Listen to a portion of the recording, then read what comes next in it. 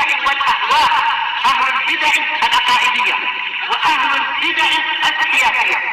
نقول بيننا وبينكم السلف، بيننا وبينكم الكتب، كان فيقول البدع بيننا وبينكم.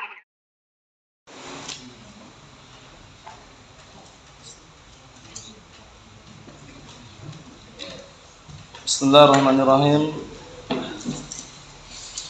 Alhamdulillahilladzi arsala rasulahu bil huda wa dinil haqq liyudhhirahu 'alad dini kullihi wa kafa billahi shahida. Asyhadu an la ilaha illallah wahdahu la syarika la iqraran bihi wa tauhida. Wa asyhadu anna Muhammadan 'abduhu wa rasuluh sallallahu alaihi wa ala alihi wa sallama tasliman mazida la nabiyya ba'dah. Ikhwani fid din, azzani wa azakumullah wa barakallahu fikum. Kita lanjutkan bacaan terhadap kitab Syarah Silsilah Rasail yang syarah oleh Asy-Syaikh Al-'Alamah Shalih Al-Fauzan asbahullah. Sekarang kita masih berada pada pembahasan artikel yang pertama, yaitu Al-Usul Sittah. 6 landasan pokok, 6 landasan utama yang harus diketahui oleh seorang muslim maupun muslimah.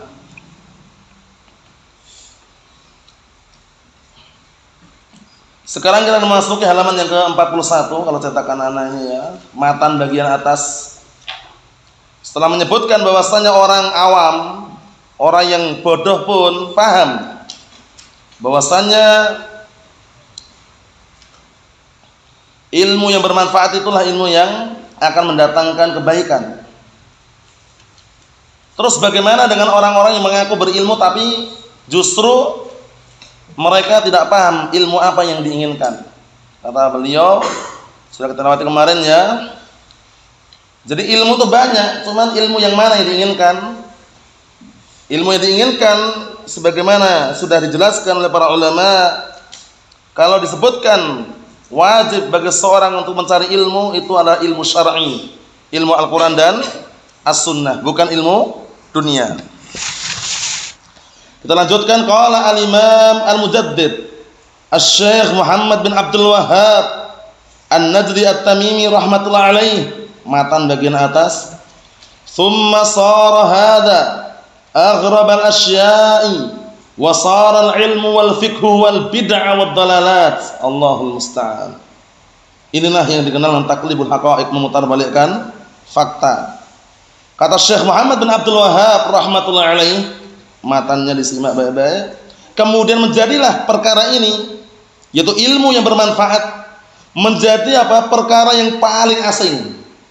Aghrab, yang paling asing, paling enggak dikenal, paling tersembunyi, padahal ma'ruf ilmu syar'i ya. Nah, terus bagaimana? Kenapa menjadi demikian? Wasaral ilmu wal fiqhu wal bid'ah wad dalalat. Bayangkan ini. Menjadilah ilmu dan fikih itu adalah kebid'ahan dan kesesatan. Jadi kata mereka ilmu itu adalah bid'ah gitu loh. Kesesatan itulah fikih katanya. Allahul musta'an. Nah, kita lihat apa yang dimaksud di sini. Karena mereka ilmu menurut mereka hanya hikayat, dongeng, kisah. Si fulan bisa terbang, si fulan bisa memberikan manfaat, si fulan bisa memberikan kekayaan. Seperti itu menurut mereka. Kita lihat biar tambah jelas. Qala Asy-Syaikh Shalih Al-Fauzan asbahullah, syarahnya diperhatikan baik-baik. Sara al-ilmu wal fiqhu 'inda ba'dil mutaakhirin huwal bid'ah wad dalalat. Menjadi, kata beliau, menjadilah ilmu dan fikih menurut sebagian orang-orang belakangan. Orang-orang belakangan, ilmu dan fikih itu adalah al-bid'ah wa dalalat, adalah kebid'ahan dan kesesatan. Bayangkan. Allahul musta'an. Bala jelas ya, ilmu bermanfaat, fikih memahami ilmu agama, dibilang ilmu dan fikih itu adalah kebid'ahan dan kesesatan. Li'annahum tarakul ilma sahih al-mabniyya 'ala kitabillah wa sunnati rasulih sallallahu alaihi wasallam. Masyaallah. Sebabnya ketahuan di sini. Kenapa mereka menjadikan ilmu dan fikih adalah perkara bid'ah dan kesesatan? Dikarenakan mereka meninggalkan ilmu yang sahih, ilmu yang dibangun di atas Al-Quran dan As-Sunnah. Itulah. Jadi kalau orang meninggalkan ilmu Al-Quran dan ilmu As-Sunnah, akhirnya apa? Yang dia cari bukan ilmu syar'i lagi. Paham ya? Dia akan menilai ilmu itu adalah kesesatan, ilmu itu adalah kebid'ahan. Karena apa? Karena dia meninggalkan ilmu yang sahih, itu ilmu yang dibangun di atas Al-Quran dan As-Sunnah. Karena al-ilmu ma'rifatul huda bidalilihi, madzaka wa taqlidu yastawiyani. Kata al-Imam Ibnu Qayyim al-Jauziyah rahmatullahi alaih di dalam An-Nuniyah, beliau mengatakan al-ilmu ma'rifatul huda bidalilihi, madzaka wa taqlidu yastawiyani. Ilmu itu adalah mengenal petunjuk beserta dalilnya. Selain itu, atau ilmu dengan taklid la yastawiyan, enggak sama. Ilmu dibangun di atas keyakinan. Paham ya? Keyakinan bahwasanya itu adalah sesuatu yang bermanfaat yang sumbernya dari Al-Qur'an Sunnah. Paham ya? Seperti itu. Kemudian sedangkan apa barakallahu fiik? Yang namanya taklid itu dibangun di atas apa barakallahu fiik? Kebutaan. Buta, mengekor, hanya mengikut saja. Ilmu tidak ada dia, tapi dia hanya membebek atau mengikuti si fulan, si alan, syekh fulan, syekh alan. Tapi kalau ilmu barakallahu fiik, ma'rifatul huda bidalilihi, mengenal petunjuk beserta dalil-dalilnya. Naam. Kita lihat, wasaral ilmu indahum, menjadilah ilmu di sisi mereka qala fulan wa qala fulan. Bayangkan ini. Jadi mereka sudah enggak berdalilkan lagi. La Qur'an wal sunnah. La Qur'an wal sunnah. Dalil mana ya akhi? Qala fulan, qala alan. Qala syekh fulan, qala syekh fulan. Nah, na'am. Kita kasih dalil di hadapan mereka. Hukum gambar makhluk bernyawa adalah haram. Dalilnya qala Allah, qala Rasul. Ente membolehkan dalil mana? Qala syekh fulan, qala allamah fulan. Itu. Bayangkan itu. Sudah menjadi apa? Sesuatu yang terbalik. Allahul musta'an. Bayangkan itu. Kata beliau, menjadilah ilmu menurut mereka adalah qala fulan wa qala fulan. Kalau cuma dalilnya si fulan si alan, orang-orang sufi aja punya dalil mereka. Orang-orang yang penggemar rokok, al-mudakhinun, tadkhin, itu orang merokok, itu kalau tanya dalilnya mana? Ini dalilnya ada. Kata kiai fulan, bah fulan, syekh fulan, nah seperti itu. Paham ya? Kalau cuma dalil itu si fulan, tapi kalau dalilnya adalah Al-Qur'an Sunnah, al-hujjah adalah Al-Qur'an Sunnah, qala Allah, qala Rasul, sudah selesai. Tapi tidak, kita lihat lagi barakallahu fiik. Wa hikayatun, hanya dongeng-dongeng kisah-kisah. Bayangkan ini. Ilmu menurut mereka hanya qala fulan wa qala fulan. Wa hikayatun, dongeng-dongeng kisah-kisah. Kita lihat dongengnya apa? Kaqaulihim, seperti ucapan mereka, innal qabral fulani yanfa'u min kadza. Wah ini. Sesungguhnya kuburan si fulan bisa memberikan manfaat. Demikian, bayangkan itu. Orang sufi kan kebanyakan seperti itu. Kuburan Mbah Fulan itu masya Allah katanya. Kalau antum di sana minta langsung dikasih kekayaan katanya. Minta pesugihan dikasih katanya. Allahul musta'an. Kita lihat lagi dongengnya. Wa innal buq'ah fulaniyah ra'a fiha fulanun fi manan kadza. Bayangkan. Sesungguhnya buq'ah tempat ya. Sesungguhnya tempat si fulan bisa melihat di tempat tersebut melalui mimpi demikian dan demikian. Amin ya. Ra'a fiha fulanun fil manam. Maksudnya si fulan melihat di tempat tersebut di dalam mimpi. Bayangkan itu. Allahul musta'an. Nah, akhirnya apa? Digalilah puntukan tanah, gundukan tanah di belakang rumahnya, gali sama dia. Nemu kitab kuning. Dibuka, wah isinya khurafat semuanya. Akhirnya dia mengaku menjadi nabi. Allahul musta'an, bayangkan itu. Padahal yang namanya siasat untuk membuat kesyirikan kadang mereka macam-macam caranya. 10 tahun yang lalu yang mendem juga dia sendiri. Setelah itu mimpi gitu, disuruh gali bundukan tanah di belakang rumahnya, digali. Nemu kitab kuning masih utuh kitabnya, dibuka lembaran-lembarannya itu Syekh fulan, Kiai fulan, nam bi hadrati fulan, Syekh Abdul Qadir Al-Jailani, Al-Fatihah, macam-macam itu. Kemudian akhirnya apa barakallahu fiik, ngaku nabi. Allah musta'an. Itu paling tingginya ngaku nabi, kalau paling rendahnya malah ngaku Imam Mahdi. Allah musta'an. Akhirnya apa barakallahu fiik? Seperti itu. Jadi sumbernya bukan dalil Al-Qur'an Sunnah, tapi cuman hikayat dongeng-dongeng. Hada ilmu haula. Inilah ilmu mereka. Ilmu mereka seperti ini modelnya sekarang. Jadi kalau tanya dalilnya mana? Qala fulan, enggak bisa. Si fulan si alan bukan dalil. Hatta para ulama barakallahu fi, ketika antum atau kita mengikuti fatwa para ulama bukan semata-mata fatwanya, tapi dalil yang dipakai untuk berfatwa. Itu penting sekali agar kita tidak terdoktrin untuk asabiyah fanatik. Paham ya? Guru kita, syekh kita, ustadz kita, mereka manusia biasa, kadang keliru, kadang benar. Imam Malik bin Anas, Imam Darul Hijrah rahmatullahi alaih, sering ana nukilkan ini ya. Nah, dinukilkan juga al-Imam Ibnu Abdul Bar dalam kitab Jami' Bayan al-Ilmi Fadlih dengan semakna nukilkan, kata beliau, innama ana basyarun, aku manusia biasa. Ukhti'u wa usib, kadang benar, kadang keliru. Imam Malik yang ngomong kayak gini. Fangduru fi ra'yi, perhatikan pendapatku, fatwaku. Fakullama wafaqal kitab was sunnah fakhudhuh. Selama pendapatku dan fatwaku mencocoki Al-Qur'an Sunnah, ambillah. Bayangkan, saran beliau melihat dulu fatwanya, cocok enggak dengan Al-Qur'an, cocok enggak dengan As-Sunnah. Kalau mencocoki Al-Qur'an dan Sunnah, ambil, kata beliau. Wa kullama lam yuwafiqil kitab was sunnah fatrukuh, kata beliau. Selama fatwaku, pendapatku tidak mencocoki Al-Qur'an dan Sunnah, tinggalkanlah. Beliau tidak mengajak untuk fanatik, tidak mengajak fanatik madhabi. Paham ya? Makanya para ulama Ahlus Sunnah wal Jamaah sepakat fanatik madhabi haram. Paham ya? Ana Syafi'i, ana Hambali, ana Maliki, ana Hanafi, haram, enggak boleh. Sunni, Salafi, itulah penisbahan yang paling bagus. Berkata Syekhul Islam Ibnu Taimiyah rahimatullah alaih, kata beliau, fala aiba man adhara madhhab as-salaf wa intasaba ilaihi wa ihtaza ilaihi. Tidak ada salahnya, tidak ada cacatnya orang yang menisbahkan diri kepada para salaf salafi. Berbangga dengan penisbahan tersebut tidak ada salahnya. Kenapa? Nah, barakallahu fi, karena standar mereka adalah Al-Qur'an Sunnah, wala yakunu illa haqqo, sedangkan Al-Qur'an Sunnah tidaklah terjadi kecuali benar. Mafhum insyaallah ya? Jadi kalau antum menisbahkan diri hanya sunni salafi. Sunni nisbah kepada as-sunnah. Salafi nisbah kepada para salafun as-salih, para sahabat, tabi'in, atba'ut tabi'in. Tapi kalau kita fanatik madhabi barakallahu fi, itu nanti mengarah kepada penolakan terhadap al-haq. Contohnya gini, si fulan Syafi'i, kebenaran ada pada Hambali, dia enggak akan menerima. Ana enggak menerima walaupun ada pada Hambali, karena ana Syafi'i. Jadi kalau tidak ada pada madhab Syafi'i, ana enggak ikut. Nah, bayangkan itu. Menolak al-haq gara-gara apa? Al-haq dibawa oleh Hambali. Itu akibat pengaruh dari fanatik madhabi. Paham ya? Ana kalau enggak yang berkata Syekh fulan enggak akan ikut, kata jangan. Kalau ngikut itu dalil, ittiba'ud dalil. Paham ya? Nam ittiba'u man laysa bihujjah, taklid namanya. Mengikuti orang yang dia itu bukan hujjah, bukan argumen, bukan dalil, itu adalah termasuk bagian dari taklid. Paham ya? Kalau mengikuti ya yang orang yang jadikan hujjah Rasulullah sallallahu alaihi wa ala alihi wasallam. Paham ya? Ucapannya, perbuatannya. Naam. Kita lanjutkan.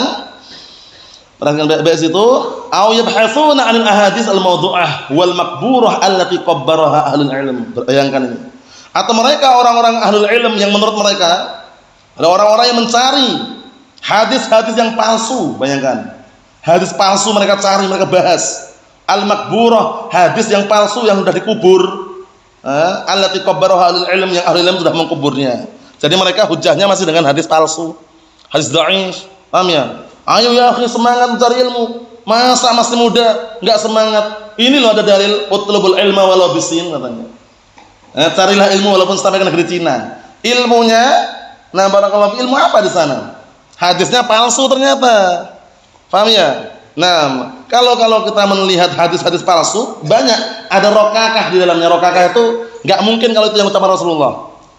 Paham ya? Itu termasuk ciri-ciri hadis palsu gitu. Kalau kita perhatikan, kita simak baik-baik, itu ada semacam rokakah. Rokakah itu hadisnya itu enggak kuat, enggak kokoh, enggak bermakna gitu loh. Dan enggak mungkin itu yang ucapan Rasulullah SAW. Seperti hadis apa? Para pemain penggemar sepak bola, man la'iba quratal qadam yaumal jum'ah falahu kadza wa kadza minal ujur. Paham ya? Kelihatannya bagus, barang siapa yang main bola di hari Jumat, maka dia mendapatkan sekian-sekian pahala. Akhirnya orang semangat main bola dia. Hadisnya palsu. Paham ya? Hadis apa lagi? Badinjan, terong. Para pedagang semangat waktu itu jual beli terong. Kan hadis palsu ada. Paham ya? Ishtaru badinjan fa innahu muzakka min qibali anbiya wal mursalin. Terus maknanya itu. Belilah oleh kalian terong, karena terong ditazkiyah oleh para nabi dan rasul, katanya. Masya Allah. Kalau hadis palsu itu banyak sekali, kadang kalau kita perhatikan ya intinya apa? Menguntungkan apa? Politik mereka atau dagang mereka. Itu kalau Anda mau melihat di kitab mustalah. Jadi hadis palsu itu ada, mereka sebutkan. Tapi apa, ingat-ingat ya, hadis palsu kalau kita jadikan hujjah dalil nggak boleh haram, karena berdusta atas nama siapa? Rasulullah SAW yang ancamannya berat. Man kadzaba alayya muta'ammidan falyatabawwa maq'adahu minan nar. Barang siapa yang berdusta atas namaku dengan sengaja, maka hendaknya dia mempersiapkan tempat duduknya di api neraka, wal iyad billah. Kita lanjutkan. Wa bayyanu annaha makdzubatun, dan para ulama telah menjelaskan bahwasanya itu adalah hadis-hadis yang dusta. Fatajidul mukharrifin yaj'alunaha sahihatan. Bayangkan, engkau jumpai orang-orang mukharrifin ahlul khurafat, orang yang pandai menghayal, si fulan bisa terbang, si fulan bisa berjalan di atas air, seperti itu ahlul khurafat. Mereka menjadikan hadis-hadis palsu atau hadis yang dusta tadi sahihatan, dijadikan hadis yang sahih. Wa yuzayyinunaha laha asanid, dan mereka menghias-hiasi hadis yang palsu, hadis yang dusta tadi itu dengan sanad-sanad. Paham ya? Karena termasuk hiasan hadis itu sanad di antaranya. Haddatsana fulan, qala haddatsana alan. Sanadnya bagus, sanadnya bersambung muttasil, cuman hadisnya palsu. Mereka memalsukan, digabungkan antara apa? Sanad yang sahih dengan hadis yang palsu, sehingga nampak indah. Namanya tadlis, masuk juga dalam situ ya. Allah musta'an. Naam, seperti itu. Nah, itu biasanya siapa yang tahu seperti itu? Yang tahu kalau itu hadisnya palsu, enggak mungkin sanadnya bersambung, enggak mungkin sanadnya ini cocok untuk hadis ini. Para jahabidah, para cendekiawan, pakar dalam ilmu hadis. Baru dengar aja tahu haddatsana fulan, qala haddatsana alan, kadzdzab. Enggak mungkin si fulan meriwayatkan hadis ini. Tahu mereka. Pakarnya soalnya. Jadi kalau udah pakarnya itu antum tahu sendiri, kalau bahasa yang lain spesialis lah. Spesialis dalam ilmu hadis, sudah spesialisnya udah. Tahu baru dengar haddatsana fulan, kadzdzab. Tahu dia. Masya Allah. Seperti pakar dalam bidang apa? Nah, barakallahu fiik. Mungkin dalam masalah kedokteran, masalah ilmu bangunan, itu kalau udah pakarnya tahu dia, wah ini nggak bagus bangunannya nih, dalam waktu dekat roboh ini, karena campuran antara semen dengan pasir. Nah, tahu dia, karena pakarnya, spesialisnya, paham ya? Nah, itulah yang perlu diperhatikan. Nah, ahlu bid'ah wad dalal, nah barakallahu fik al mukharrifun, yang mereka pandainya hanya menghayal, seperti sufiyah dan semisalnya, menghias-hiasi hadis yang apa tadi? Hadis yang dhaifah, yang palsu ini dengan apa? Dengan sanad-sanad. Paham ya? Menghias-hiasi dengan apa? Dengan sanad-sanad yang tidak benar. Wa yurammimunaha, dan mereka menambalnya. Nambal. Jadi sanadnya udah enggak jelas, tambal sama dia biar nampaknya bagus. Kalau dalam hadis namanya apa? Tadlis. Paham ya? Dibikin apa? Dipoles. Dibikin apa? Dipoles biar nampaknya indah, nampaknya hadisnya sahih padahal palsu. Karena diambilkan dari sanad yang sahih. Itu hati-hati. Karena at-tadlis, nah barakallahu fikum, disebut oleh para ulama akhul kadzib. At-tadlisu akhul kadzib. Tadlis itulah saudaranya apa? Kedustaan. Saudaranya apa? Kedustaan. Nah, seperti itu. Jadi kalau nah barakallahu fikum, nam al-khurafat atau yang semisal mereka kadang sudah berani seperti itu ya. Si fulan bin alan terbang. Si fulan bin alan, paham ya? Nah barakallahu fiik, jalan di atas air, itu khurafat semuanya. Allah musta'an.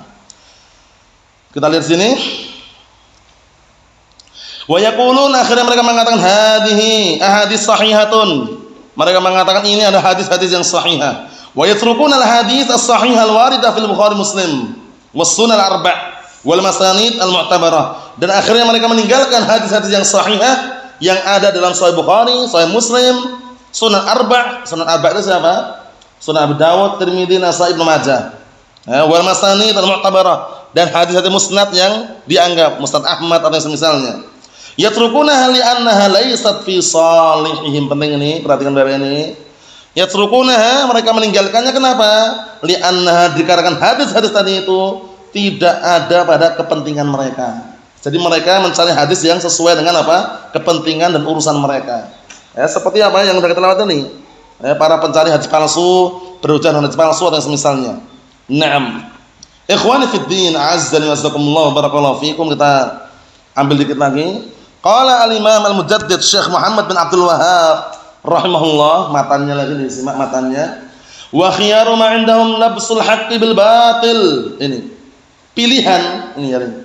Pilihan yang ada di sisi mereka adalah mencampur adukkan, menyamarkan al-haq dengan kebatilan. Ini berbahaya sekali.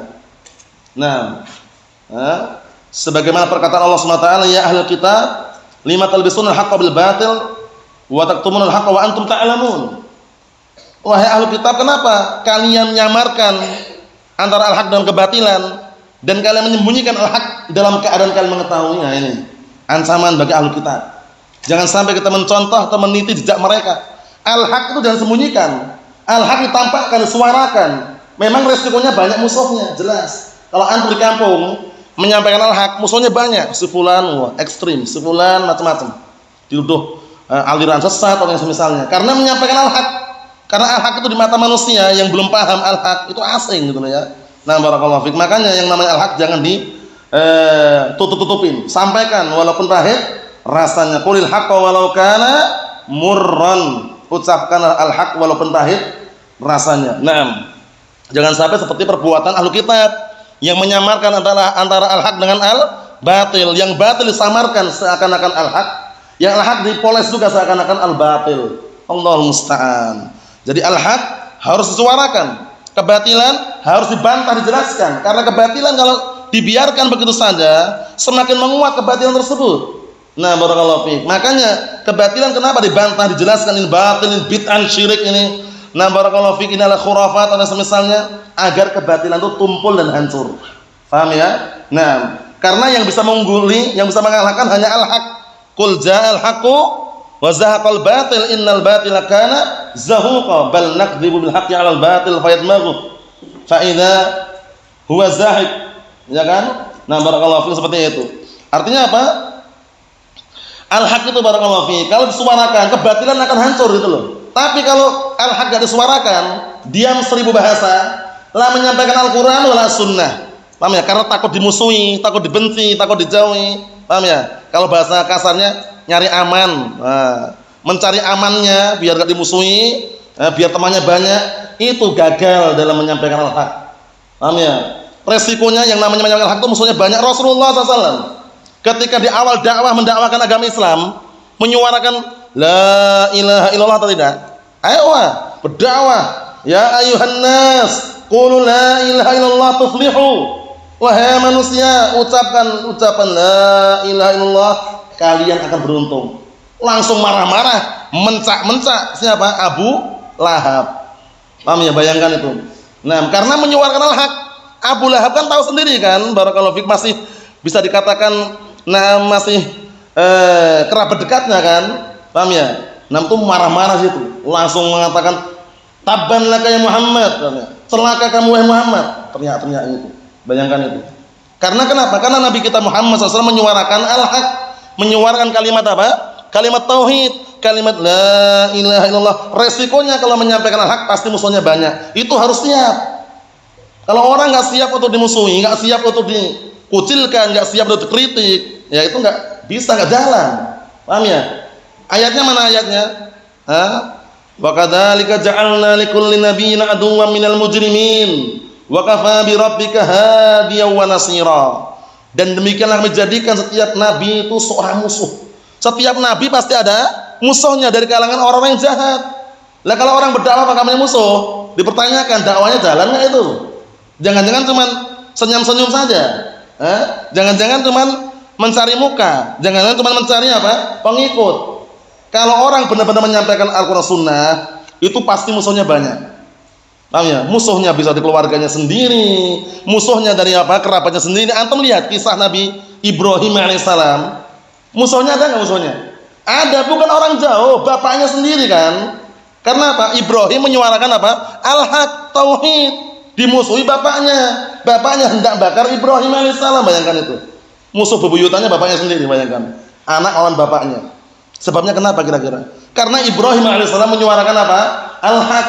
Nabi Nuh alaihissalam mendakwakan al-haq, istrinya benci, anaknya juga benci. Bayangkan itu ya, menunjukkan bahwasanya yang namanya al-haq itu kalau disuarakan itu semakin membuat tumpul kebatilan. Paham ya? Nah, barakallahu fiik, seperti itu. Tapi kalau kebatilan dibiarkan, barakallahu fiik, akan semakin tumbuh dan barakallahu fiik akan apa? Memasuki dan meracuni tubuh-tubuh Ahlus Sunnah wal Jamaah dan yang semisalnya. Nah, kita lihat di sini. Nah, barakallahu fikum, disebutkan itu barakallahu fik, wa saral ilmu alladhi faradahu Allah taala 'alal khalqi wa maddahu la yatafawwahu bihi illa zindiqun aw majnun. Allahul musta'an. Ini kita terjemahkan, matanya disimak baik-baik matanya itu. Jadi pilihan yang ada pada sisi mereka itu adalah apa? Adalah menyamarkan al-haq dengan kebatilan. Tapi ingat baik-baik, al-haq itu walaupun disamarkan, nah barakallahu fiik, insyaallah biidznillah, selama ada orang yang memegang bendera al-haq, nyuarakan al-haq, menyampaikan al-haq, insyaallah apa? Insyaallah kebatilan akan apa? Sirna. Tapi kebatilan kalau ditutup-tutupin, dibungkus dengan bungkus yang sangat rapi, kemudian orang nampaknya itu al-haq, suatu ketika akan bocor. Kalau udah bocor keluar baunya, nampaklah itu kebatilan. Paham ya? Allah musta'an, seperti itu. Naam. Kita lihat sini, menjadilah ilmu itu alladzi faradahu Allah, maka menjadilah ilmu yang Allah telah wajibkan 'alal khalqi, atas makhluknya, wa maddahu, dan Allah taala puji, la yatafawwahu bihi illa zindiqun aw majnun. Bayangkan taklibul haqaiq. Tidak ada yang mengucapkan ilmu tadi itu, tidak ada yang membawa ilmu tadi kecuali orang zindik dan orang gila. Bayangkan itu. Pembawa ilmu dibilang gila, yang menyampaikan hak dibilang zindik. Bayangkan itu. Rasulullah SAW pernah nggak dibilang kahin, dukun, syair, tukang bikin pantun, majnun. Bayangkan itu. Karena menyampaikan al-haq. Jadi kalau antum atau kita berdakwah, kemudian kadang dibilang orang gila, dibilang zindik, itu wajar. Serangan-serangan yang modelnya seperti itu wajar. Berbau untuk menjatuhkan itu wajar. Paham ya? Coba Rasulullah dibilang kahin, dibilang syair, tukang bikin pantun. Bayangkan. Padahal yang beliau sampaikan apa? Ucapan Allah Subhanahu wa taala. Allahul musta'an. Ini bagus sekali ini ya. Kita lihat dikit lagi syarahnya. Qala Syekh Muhammad bin Abdul Wahhab rahmatullahi alaihi, di matan kita baca syarahnya. Qala Syekh Shalal Fauzan atsabahullah. Yakin bahwa itu yang disimak baik-baik. Yajibu an yumayyiza al-haqqa minal batil wa yafsil bainahuma. Wajib seseorang membedakan antara al-haq dan al-batil, dan memisahkan antara keduanya. Dibedakan mana hak mana batil, pisahkan antara al-haq dan antara al-batil. Karena al-haq wal batil bagaikan apa? Kazait wal ma', bagaikan minyak dengan air. Minyak dengan air bersatu atau tidak? Naufal, tidak bisa bersatu. Al-haq wal batil kazait wal ma'. Al-haq dengan al-batil itu bagaikan air dengan minyak, enggak akan pernah bersatu. Makanya, nah kalau di situ harus kuat ahlul haq untuk apa? Menumpas kebatilan biar tidak apa? Tidak memadamkan al-haq itu. Na'am barakallahu fi. Kata beliau wajib seseorang apa? Yumayyiz, bisa membedakan, memisahkan antara al-haq dan al-batil. Siapa yang ingat nasihatnya Syekh Shalal Fauzan? Nasihat untuk orang-orang yang mengatakan, ana pengennya tahu kebenaran saja, ana enggak mau tahu kebatilan, ana enggak mau tahu kejelekan, pengennya cuma belajar fokus mengetahui yang baik-baik saja, yang jelek enggak mau tahu. Dibantah oleh Syekh Shalal Fauzan. Ada yang hafal? Ucapan sudah tak nukilkan itu. Hafal Abdurrahman? Abdullah? Ihsan? Ingat enggak Ihsan?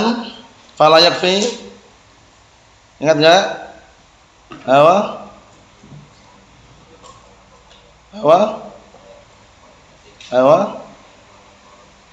Min ajli Naam. Paham ya? Ana ulangi. Fala yakfi lil insan an ya'rifal haqqa faqat, bal budda an ya'rifal haqqa wal batil.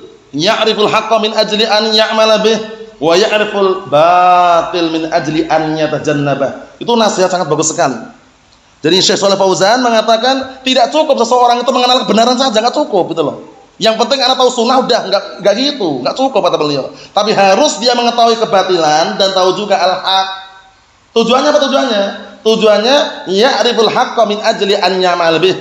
Mengenal mengetahui al-haq dalam rangka untuk diamalkan. Sedangkan mengetahui kebatilan dalam rangka apa? Min ajli an yatajannabahu. Dalam rangka untuk dia bisa menjauhi. Pantunnya barakallahu fiik, araftu? Belum? Pantunnya barakallahu fiik. Antum.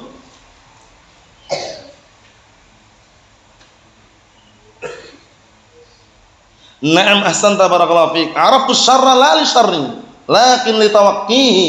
Wa man la ya'rifu syarra minal khairi yaqa'u fihi. Ini pantunnya masyhur ma'ruf itu ya. Artinya apa? Aku mengetahui kejelekan bukan untuk berbuat kejelekan. Mengetahui kebatilan bukan untuk apa? Berbuat kebatilan. Lakin li tawaqqihi, akan tapi untuk berhati-hati. Paham ya? Wa man la ya'rifu syarra minal khairi yaqa'u fihi. Dan barang siapa yang tidak mau tahu kejelekan yang ada di balik kebaikan itu, maka dia akan terjatuh di dalamnya. Makanya tidak ada salahnya kalau antum mencari gitu loh. Ini yang benar yang mana? Yang hak yang mana? Yang lurus yang mana? Jalannya yang halus yang mana? Jangan yang matang lewat aja, jalannya halus atau enggak halus lewat, jangan. Ternyata ada lubang di situ.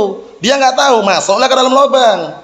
Paham ya? Makanya pentingnya mengetahui apa? Ma'rifatu al-fitan, mengenal fitnah, mana yang barakallahu fikum yang Jahmiyah, mana yang Khawarij, mana yang Mu'tazilah. Tujuannya biar kita tidak menjadi Mu'tazilah.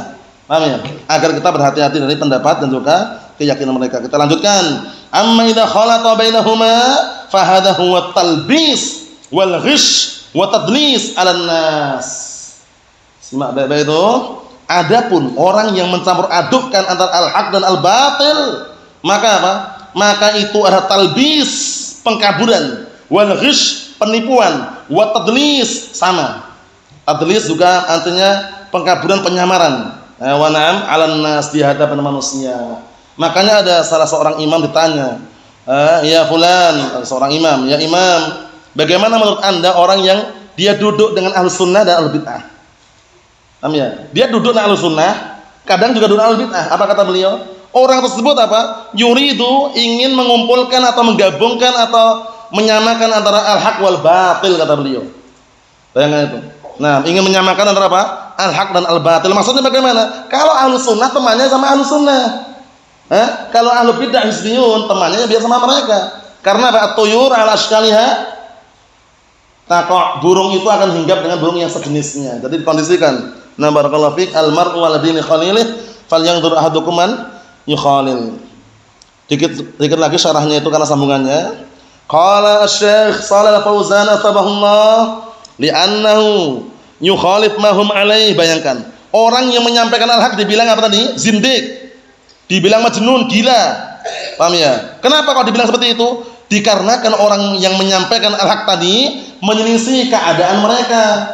Antum dakwah di kampung ini syirik, ini bid'ah. Antum malah dibilang orang ekstrim. Wah, ekstrim nih. Keras sekali nih. Ya enggak? Itu enggak masalah, barakallahu fiik. Kadang-kala memang penyebutan-penyebutan seperti itu dijelaskan cuman dengan cara yang hikmah. Paham ya? Dengan cara yang hikmah, dengan cara yang lembut, paham ya? Nah, barakallahu fiik, dilihat apa? Situasi, kondisi dan tempatnya. Nah, yang jelas kenapa kalau dibilang si fulan ekstrim, si fulan majnun, si fulan zindik?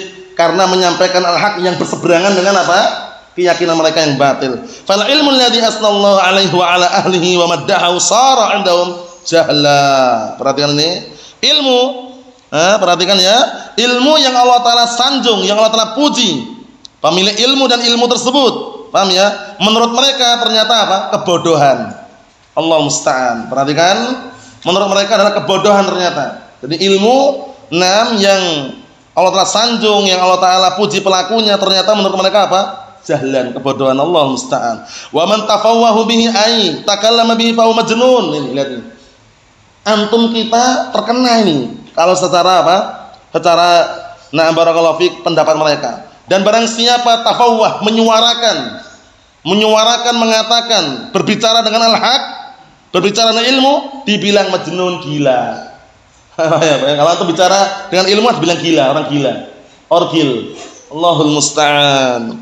Li'annahum yaqulun, karena mereka mengatakan innal ilma alladzi faradahu Allah yughayyir ma 'alaihin nas. Bayangkan itu. Dikarenakan ilmu yang Allah Ta'ala wajibkan justru mengubah kebiasaan manusia yang di atas kebatilan. Memang itu fungsinya. Kebanyakan manusia itu kan mengikuti hawa nafsu, mengikuti kebatilan. Nah, datanglah ilmu yang Allah Ta'ala wajibkan untuk mengubah keadaan mereka. Paham ya? Kalau seandainya pembawa ilmu itu meninggal dunia, Allah Ta'ala tidak diam. Allah Ta'ala pasti akan mengutus, membangkitkan setiap apa? Setiap 100 tahun sekali, 1 abad. Paham ya? Membangkitkan orang yang apa? Yang menghidupkan sunnah kembali dan memperbaruinya. Bukan bawa agama yang baru ya. Maksudnya mungkin sudah terpendam, sudah enggak ada dakwah, atau hidupkan kembali untuk mendakwahkan dan juga apa? Menyebarkan as-sunnah tadi itu. Nah, likulli mi'ati am, setiap 100 tahun.